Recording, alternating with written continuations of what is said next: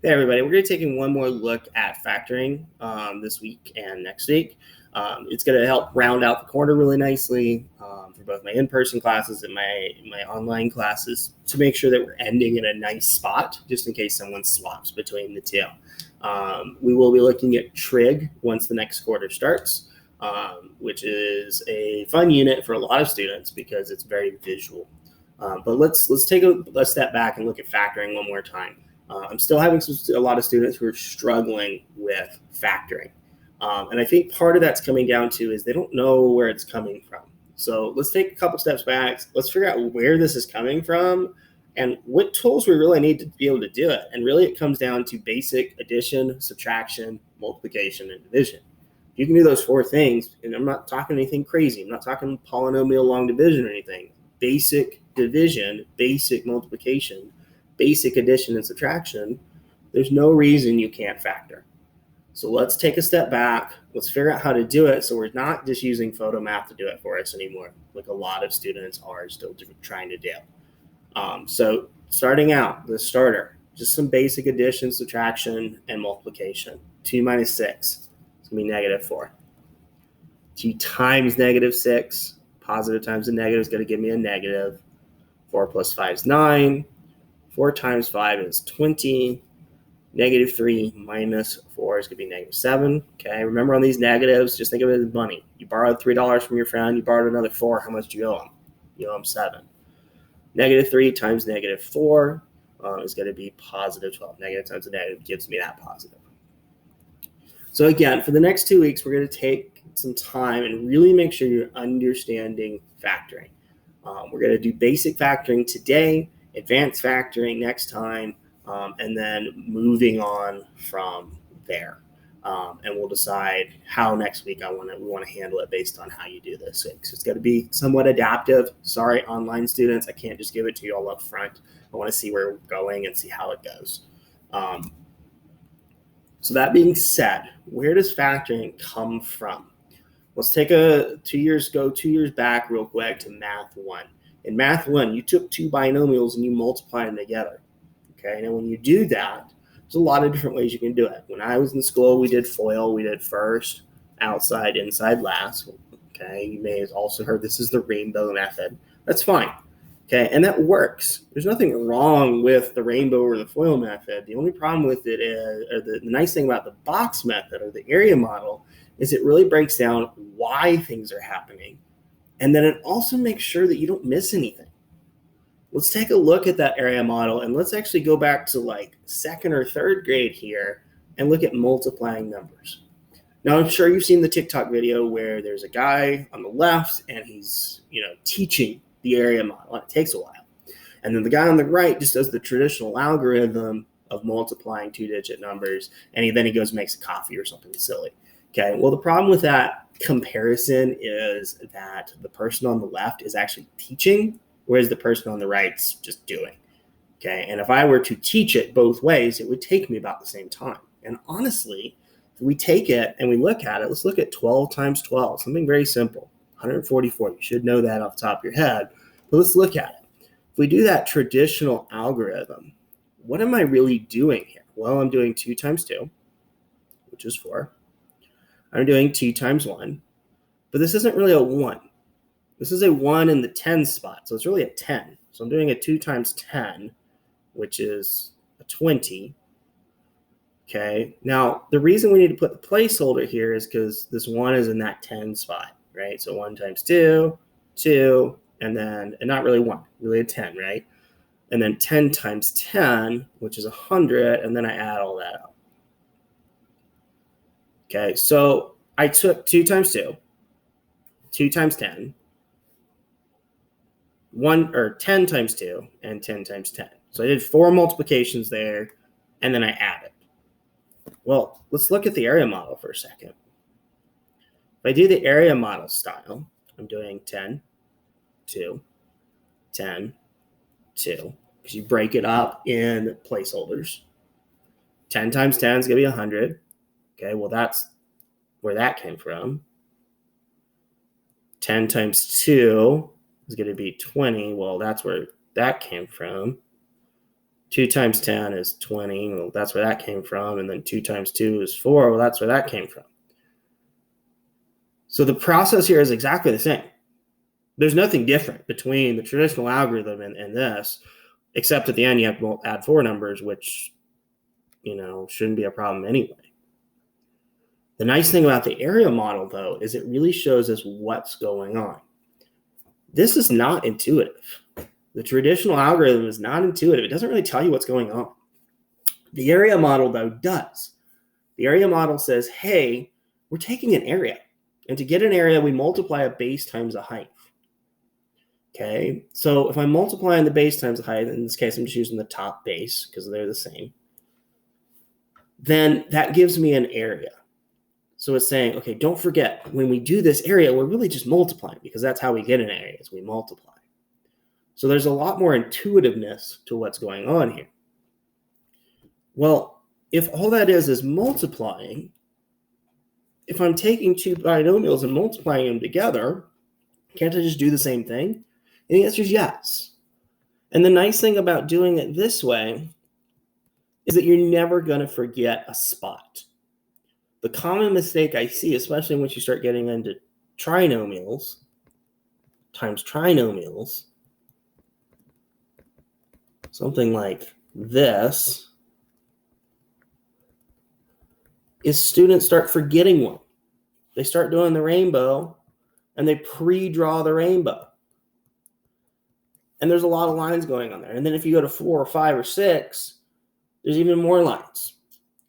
So the nice thing with the box is you're never going to forget a term. Because if you've forgotten a term, there's an empty box. And that's a problem. So that's why this method's honestly a little bit better in just, 1, making sure you're not making any mistakes. And 2, it's very visual, which a lot of students in math who struggle are visual learners. Okay, now is it going to be perfect for everybody? No, obviously not. But honestly, it's the better way of doing it. And that's coming from someone who's not a visual learner. And that's coming from someone who's, who's worked with math for, most of my life. So that being said, let's look at it. Let's say x plus 5, x plus 2. Well, x times x is going to be x squared. X times 5 is just 5x. 2 times x is 2x. And 2 times 5 is 10. Okay, now I do need to combine like terms, and I'd have to do this when I was foiling anyway. If I did rainbow anyway, I'd have to do it anyway. So it's not like I'm doing anything extra. I'm going to get x squared plus 7x plus 10. So in math 1, you took binomials, you multiplied them together, trinomials or whatever, you multiplied them together to get a new polynomial. Well, what factoring does is it goes backwards. It takes this polynomial, in most cases a trinomial, we'll look at some other cases later, but in most cases a trinomial, and it goes back to these binomial forms. The benefit of that is depending on what we're trying to find, if we're trying to find x values, binomials are better. If we're trying to find things like y-intercepts, the standard form is better. The trinomial is better. So depending on what I'm looking for, either could be the better way to go. Okay, that being said, though, how do we do that? How do we go backwards? Well, we know what this answer should be, but how do we get there? Well, it's all going to start with the diamond. So I'm going to start with the diamond model here, okay? Now, there's going to be 2 forms that you're going to see most often. You're going to see the trinomial, ax squared plus bx plus c, or a binomial where you have a square, okay? Now, remember, we wouldn't do like this because there's no square there, okay? I would need the square there for this to work. Okay, so that being said, I've got these 2 forms, okay? Well, let's practice the diamond. Before we even start putting stuff in it, let's just practice using the diamond. So your first part today is going to be taking a sheet where we're just practicing the diamond, okay? Now, the idea on the diamond is we want to be able to do number 4. Okay, number 4 is the end goal here. Because if I can do number 4, I can do factoring. Okay, but where is number 4 coming from, and how do I decide what numbers work there? Well, when I'm using the diamond, let's work backwards. Okay, I've got a 2 and a 4 on the sides. Now, typically, we're trying to look for the sides, but let's just start with the sides. When I go up, I'm going to multiply. So 2 times 4 is 8. And when I go down, I'm going to add. So 2 plus 4 is 6. Okay, and again, this is nothing out there. Like, this is what we did in the start. This is, first, second grade math. 2 times 4 is 8. 2 plus 4 is 6. Like, there's nothing crazy there. Okay, well, let's look at some of these other ones. Again, these are going to kind of go up in difficulty. So the first couple you're going to see on your assignment, I just want you to do what we just did on that first one. The next couple are going to be like 2 and 3. Okay, well, on number 2, what I'm saying is I've got 2 here. I need to add something to it to get 6. Okay, well, if I add 4, that'll give me 6. And then going up, 2 times 4 would be 8, because I would multiply. Okay, same idea. 1 times something, and I know it's times because I go up to get this 4.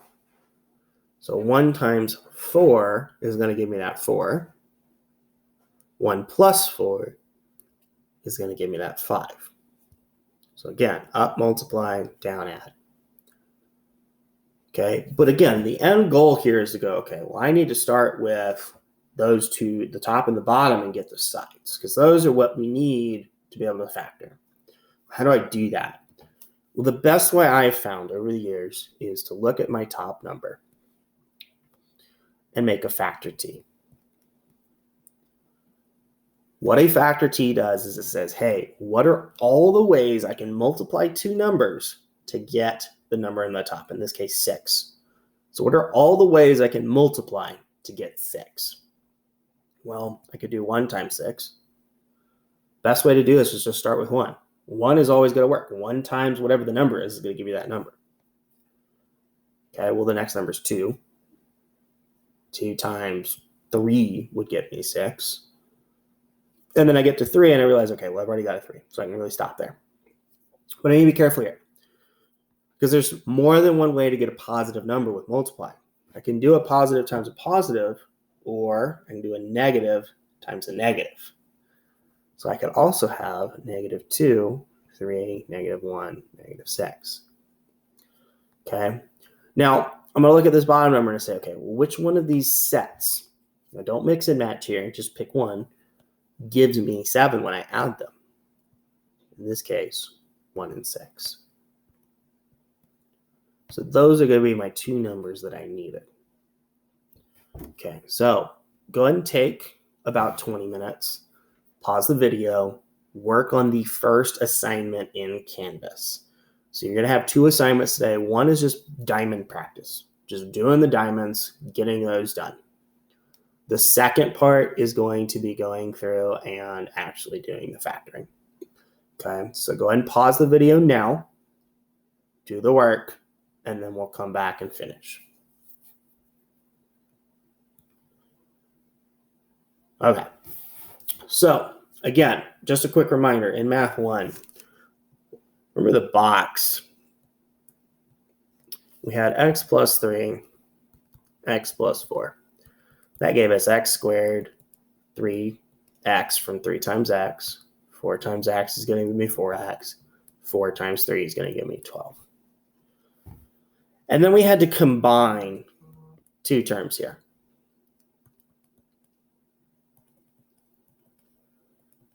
Well, it would be really nice if that didn't get combined if we were going backwards, because then we could just throw it back in the box. That's the point of the diamond. What the diamond does is it splits that box for us. So let's look at that. I'm going to start with the diamond. And in the top of my diamond, I'm always going to do A times C. Okay, well, in this case, A is 1. So 1 times 12, which is going to give me 12. 7.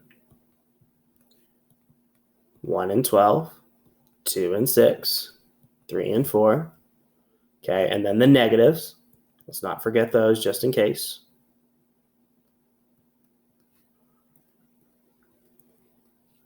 Okay, and looking at these, I want to use 3 and 4. Okay, we're going to come over to the box. Now, the box is always going to be like this. Okay, now I'm going to just do the general what it's going to look like first, and then we'll fill in. So the box is, the top left box is always going to be ax squared. Okay, which I go back. Okay, that makes sense. I got an x squared up there. This one is going to be the right number times an x. Okay, well, let's look back. Okay, well, we have a number times an x. That makes sense. This one's going to be the left number, in this case 3, times x. Okay, well, looking back, okay, makes sense. Got a number with an x. And then the last one's always going to be c, which, again, if I go back, okay, that was c. That worked. So that's what it's always going to be set up as. Ax squared, right x, left x, c. So that being said, let's actually go through and do it now.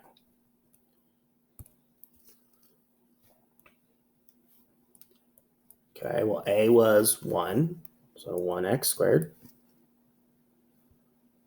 We said right x, so 4x. We said left x, so 3x. And then we said c, so 12. Okay, now here's where students freak out because they've gotten to this point and it's not been too bad, but they don't know what to do next. Okay, now I know this is the silliest thing in the world, but it works every time because it reminds the students, okay, yeah, this is what I needed to do. Draw a circle right here.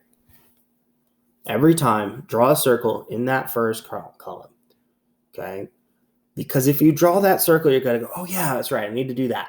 And what we're going to do is we're going to go, what can I take out of both of those? What's common between both of those parts? Okay, well, let's look at the numbers first. I've got a 1 and a 3. So the best I could divide both of those by is 1. Okay, so nothing fancy. Looking at the x's, looking at my variables. Okay, well, I've got 2 x's here and I've got 1 x here. So I can take out an x. Okay, well, looking at the numbers again, I'm going to move over here next. Okay, so we're going to do this one first, this one second.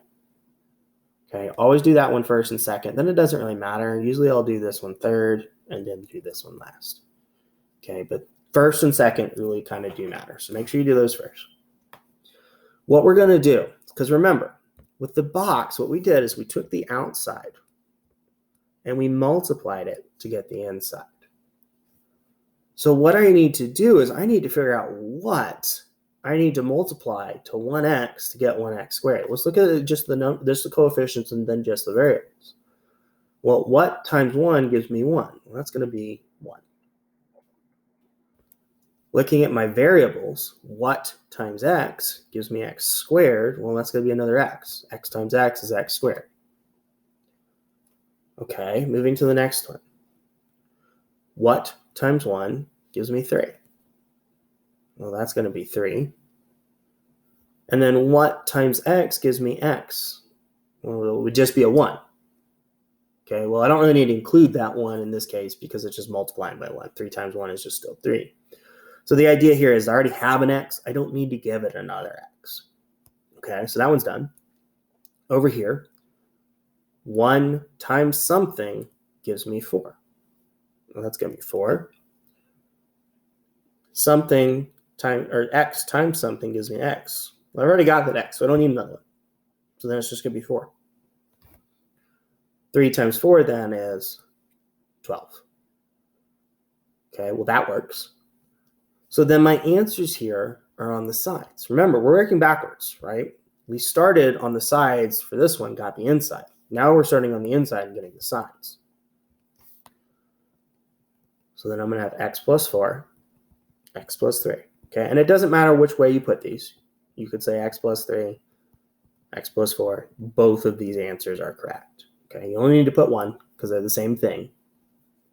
Okay, so the one thing that I think confuses people is, well, why do I need to do the diamond? The diamond splits things. What it's really doing, I started with 3 terms, but I ended up in my box with 4 terms.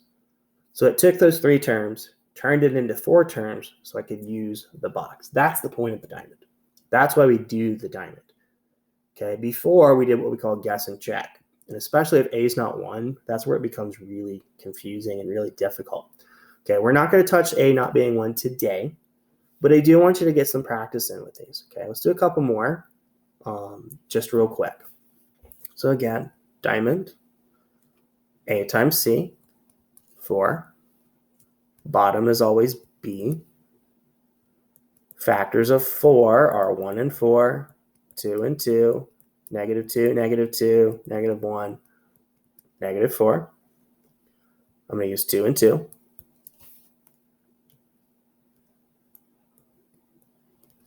AX squared is going to be 1x squared. Right x, left x, and then C. Draw your circle. I can only take a 1 out of the numbers. I can take an x out. What times 1 gives me 1? That's going to be 1. What times x gives me x squared? That's going to be x. Same thing.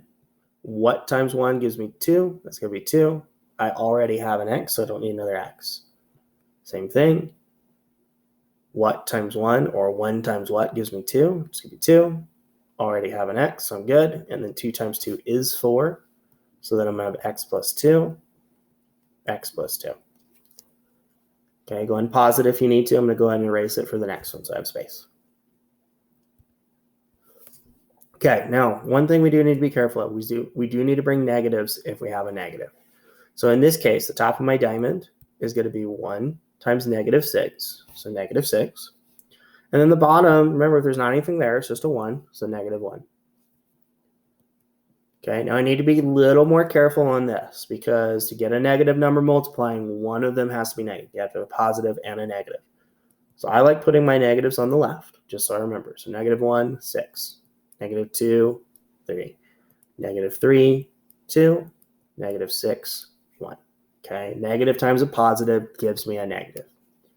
I need to get negative 1, so be careful. It's not the negative 2 and the 3. That's going to give me positive 1. I want these ones. So again, going back to the starter, all we did was add numbers. We can add. That's not a problem. So negative 3, 2.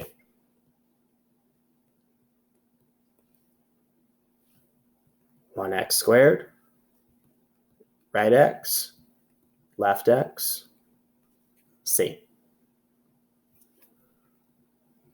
Circle, x, 1x, because 1 times 1 gives me 1, x times x gives me x. Negative 3 times 1 gives me that negative 3 I need, and then I already have an x. 1 times what gives me 2 is going to be 2, and then negative 3 times 2 is negative 6. So here my answer is x plus 2, x minus 3. Okay, last one for today. We want to take x squared. Sorry, let me make that bigger. Okay, actually go ahead and pause if you need to. Okay, so my last one, 1 times 4 is going to be 4. Negative 5. 4, 1 and 4, 2 and 2, negative 2, negative 2, negative 1, negative 4. Remember, negative times a negative does give me a positive.